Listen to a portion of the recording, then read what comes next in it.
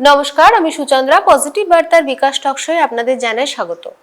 আজ আমরা কথা বলবো একটি ডিজিজ নিয়ে, তার নাম এন্ডোমেট্রোসিস। এটি মহিলাদের, অনেক মহিলা এর মধ্যে সাফার করে এই অসুখটির মধ্যে দিয়ে, কিন্তু সঠিক যে ট্রিটমেন্ট পদ্ধতি বা জীবনশৈলীর পরিবর্তন সেগুলি নিয়ে সঠিকভাবে তথ্যের অভাবের জন্য নীরবে তাদের যন্ত্রণা সহ্য করতে হয় এবং এই যন্ত্রণা কিন্তু খুব মারাত্মক আকার ধারণ করে। তাই নারীর নীরব যন্ত্রণা, নীরব লড়াই, এন্ডোমেট্রোসিস, এই নিয়েই আজকের আমাদের বিশেষ আলোচনা।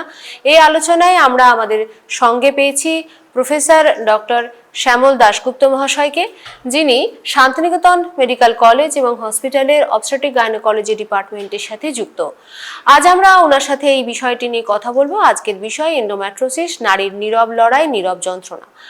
আপনারা আমাদের এই অনুষ্ঠানগুলি দেখতে চোখ রাখতে পারেন আমাদের কেবল নেটওয়ার্কের মধ্য দিয়ে, এবং এর সাথে আপনারা আমাদের ইউটিউব চ্যানেল পজিটিভ বার্তা, সেখানে চোখ রাখুন। এই ধরনের বিভিন্ন অনুষ্ঠান নিয়ে আলোচনা শুনতে আপনারা আমাদের ইউটিউব চ্যানেলটি সাবস্ক্রিপশন নিন এবং তার সাথে সাথে পাশে থাকা বেল আইকনটি প্রেস করে নেবেন। আমরা চলে যাব আমাদের আলোচনা পর্বে। ডক্টর বাবুকে আমাদের এই স্টুডিওয়ে জানাই অনেক অনেক স্বাগত। নমস্কার স্যার। নমস্কার, আমি প্রফেসর ডক্টর শ্যামল দাশগুপ্ত, এই হসপিটালে গাইনি অবস্টেট্রিক্স ডিপার্টমেন্টের প্রফেসর হিসাবে যুক্ত আছি। আজকে আমাদের একটি ইম্পর্টেন্ট আলোচনা এন্ডোমেট্রিওসিসে, ম্যাডাম যেমন বললেন, এটা সম্বন্ধে আমরা যেরকম প্রশ্ন উত্তরের মাধ্যমে জনগণকে সচেতন করার চেষ্টা করব। আমরা চলে যাচ্ছি আমাদের প্রশ্নোত্তর পর্বে। স্যার, প্রথম আমার আপনার কাছে প্রশ্ন, এন্ডোমেট্রোসিস আসলে কি এবং এটি কিভাবে নারীর শরীরে প্রভাব ফেলে সেই বিষয়ে আমাদের একটু অবগত করুন।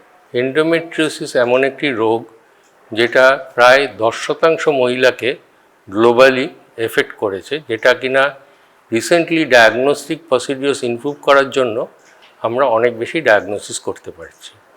আসলে জরায়ুর ভেতরে যে টিস্যুর আস্তরণ থাকে, যেটাকে আমরা এন্ডোমেট্রিয়াম বলি, এটা জরায়ুর বাইরে অন্য কোনো জায়গায় যদি প্রতিস্থাপিত এবং বৃদ্ধি লাভ করে, তাহলে সেক্ষেত্রে যে অসুবিধাগুলো সৃষ্টি হয় সেগুলোকেই সাধারণত আমরা এন্ডোমেট্রিওসিস বলি।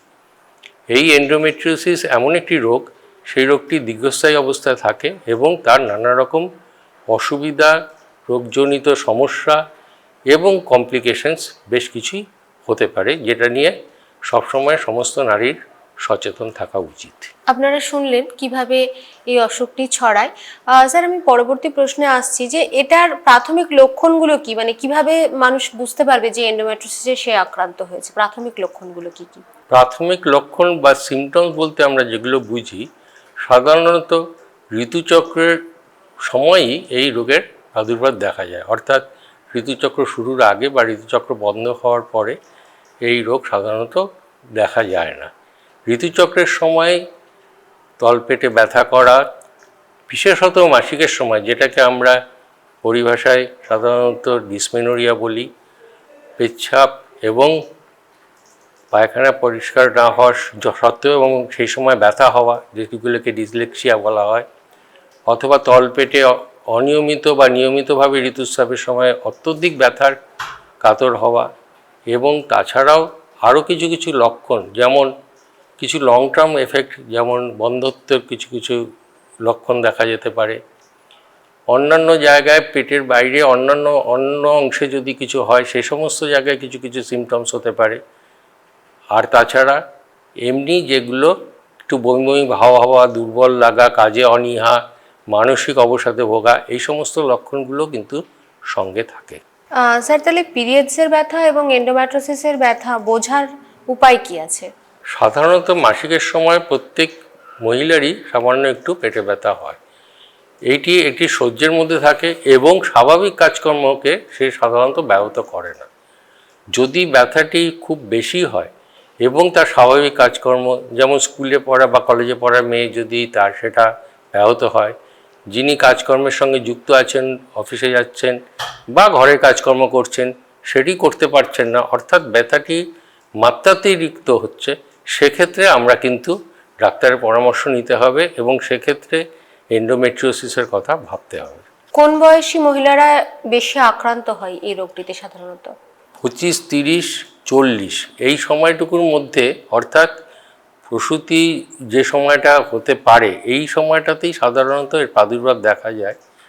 কোনো কোনো সময় আগেও হতে পারে, কিন্তু সাধারণ বয়সটা 20 থেকে 30-এর মধ্যেই এটা শুরু হয় এবং এটা একটু বেশি হওয়ার দিকে যেতে পারে 30-35 বছর বয়সের সময়।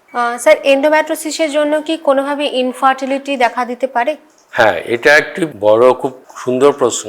এন্ডোমেট্রিওসিসের জন্য সাধারণত কিছুটা হরমোনাল ইমব্যালেন্স তৈরি হয় এবং সেক্ষেত্রে এবং কিছু স্ট্রাকচারাল বা আমাদের যে জরায়ু এবং অন্যান্য যে অর্গানগুলো আছে তাতে কিছু স্ট্রাকচারাল প্রবলেম হওয়ার জন্য বন্ধ্যত্ব হওয়াটা কিন্তু সংখ্যায় বেশি হতে পারে স্বাভাবিকের থেকে, এবং এর কারণ অনেক সময় এন্ডোমেট্রিওসিসকে আমরা দায়ী করি। সঠিক সময়ে ডায়াগনোসিসটা এত কঠিন কেন হয়ে পড়ে এই চিকিৎসার ক্ষেত্রে? যেহেতু এই ডায়াগনোসিসটা শুধুমাত্র সিমটমস এবং সাধারণ ক্লিনিক্যাল এক্সামিনেশন করে একদম সঠিক ডায়াগনোসিস করা সম্ভব হয় না, কিছু ডিপ ইনভেস্টিগেশন যেমন আল্ট্রাসোনোগ্রাফি এবং খুব ভালো হয় যদি ল্যাপারোস্কোপিক ইভ্যালুয়েশন করা হয়, সেক্ষেত্রে একদম কারেক্ট ডায়াগনোসিস করা সম্ভব। সেক্ষেত্রে এটা করতে একটু ডিলেড হয়। আর তাছাড়া আরেকটি কারণ থাকতে পারে, সেটা হচ্ছে অল্প ব্যথা, একটু মাসিকের ব্যথা হচ্ছে, এইসব কারণে সাধারণত আমাদের যারা মহিলারা থাকেন তারা কুণ্ঠাবোধ করেন যে এটার ব্যাপারে ডাক্তারবাবুর কাছে যাওয়া বা বাড়ির লোককে বিরক্ত করা, এটার জন্য এমন কি ব্যাপার, একটু ব্যথা নয় সহ্য করি, দুটো ব্যথার বড়ি খাই। এই জন্য এটা অনেক দিন ধরে চলার পর যখন সহ্যের সীমার বাইরে যায় তখন হয়তো অনেকটাই দেরি হয়ে যায়, সেই সময় ডাক্তারের কাছে তারা পরামর্শ নিতে আসেন। বর্তমানে স্যার এর চিকিৎসা পদ্ধতি কি আছে? সার্জারি, ওষুধ, এগুলো যদি একটু বলেন। আসলে এন্ডোমেট্রিওসিস কেন হয় এই কারণটা সম্বন্ধে আমরা যারা গাইনোকোলজিস্ট এবং যারা এই নিয়ে রিসার্চ করেন তারা এখনও দ্বন্দ্বে আছেন। অনেকগুলো কারণ থাকতে পারে, যেমন বিপরীতমুখী মাসিক হওয়া, অর্থাৎ টিউবের ভেতর দিয়ে পেটের ভেতরে মাসিকের এন্ডোমেট্রিয়াল অংশ চলে যাওয়া, কিছু ইমিউনিটির কার্যকারিতা সম্বন্ধে কিছুটা অ্যাবনর্মালিটি হওয়া, হরমোনের কিছুটা ইমব্যালেন্স হওয়া, অথবা কিছু কিছু ক্ষেত্রে সামান্য কিছু জেনেটিক কারণও থাকতে পারে, এই রকম একটা সন্দেহ আমরা করি। অর্থাৎ সঠিক কারণটা না জানার জন্য নানা রকম চিকিৎসা পদ্ধতি আছে এবং সেটা নিয়ে চেষ্টা করা হয় যাতে এন্ডোমেট্রিওসিসকে পুরোপুরি নির্মূল করার চেষ্টা অথবা অন্তত কন্ট্রোলে রাখা।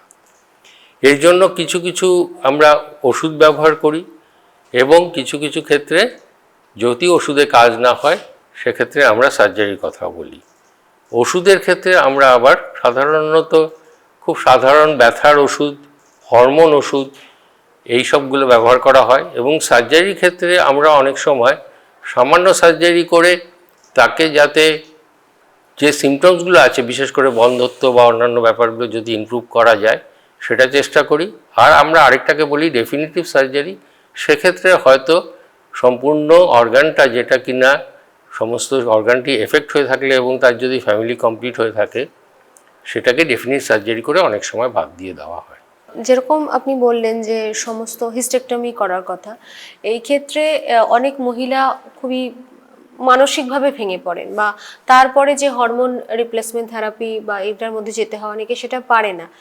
অনেক সময় এটাও বলতে শোনা যে বার্ধক্য এসে আছে, তখন অপশন কি আছে? সেই সময় কি লাইফস্টাইল পরিবর্তন বা খাদ্যাভ্যাস পরিবর্তন এগুলোর মধ্যে দিয়ে কি সঠিক জীবনযাত্রা পালন করে কি থাকা যাবে? এই রোগের হাত থেকে কি মুক্তি পাওয়া যেতে পারে? খুব অসহ্য কষ্ট বা সিভিয়ার সিমটমস এবং সিভিয়ার ডিগ্রি এন্ডোমেট্রিওসিস, অর্থাৎ কিনা আমরা এন্ডোমেট্রিওসিসকে অনেকটা গ্রেডে ভাগ করি, গ্রেড 4 টাইপ অফ এন্ডোমেট্রিওসিস অথবা ডিপ ইনফিল্ট্রেটিং, অর্থাৎ কিনা অন্ত্রের ভেতরে বা ব্লাডারের ভেতরে ইনফিল্ট্রেশন হয়েছে, এরকম টাইপের ক্ষেত্রে আমরা সাধারণত হিস্টেক্টমি অথবা যেটাকে আমরা ডেফিনিটিভ সার্জারি আপনি বললেন এর দিকে আমরা যাই।